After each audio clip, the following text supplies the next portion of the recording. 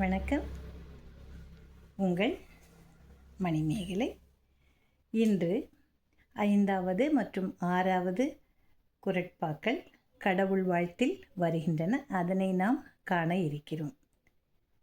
இறை சக்தி என்பது நம் அனைவருக்கும் தெரிந்த ஒன்றுதான்.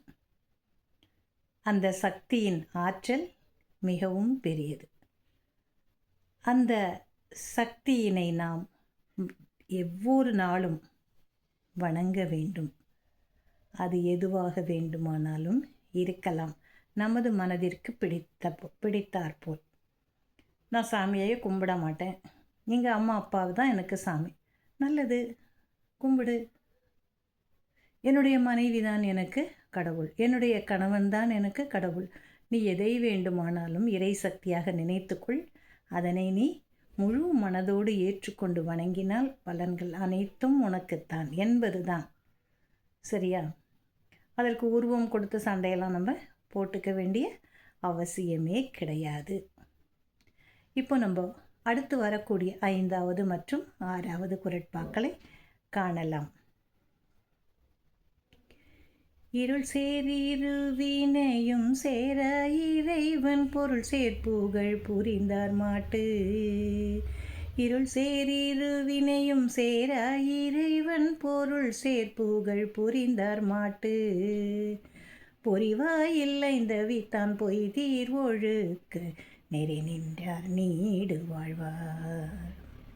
பொறிவாயில்லை இந்த வித்தான் பொய் தீர் ஒழுக்க நெறி நின்றார் நீடு வாழ்வார்.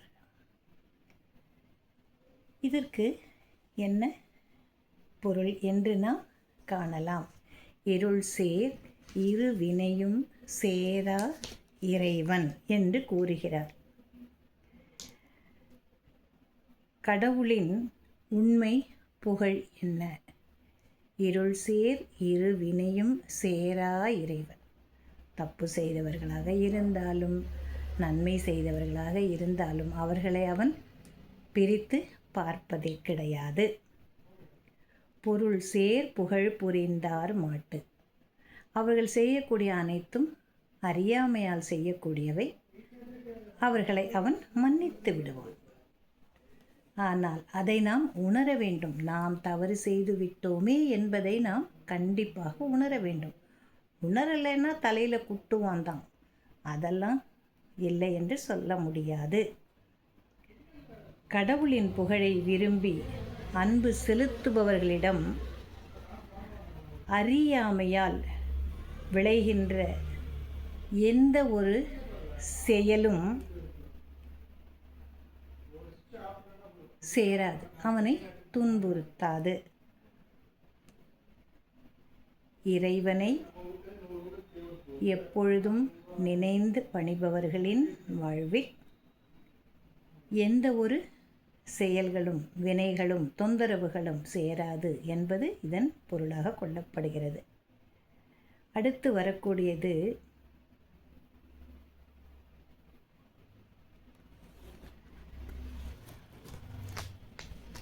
பொறிவாயில் ஐந்தவித்தான் பொய்தீர் ஒழுக்க நெறி நின்றார் நீடு வாழ்வார்.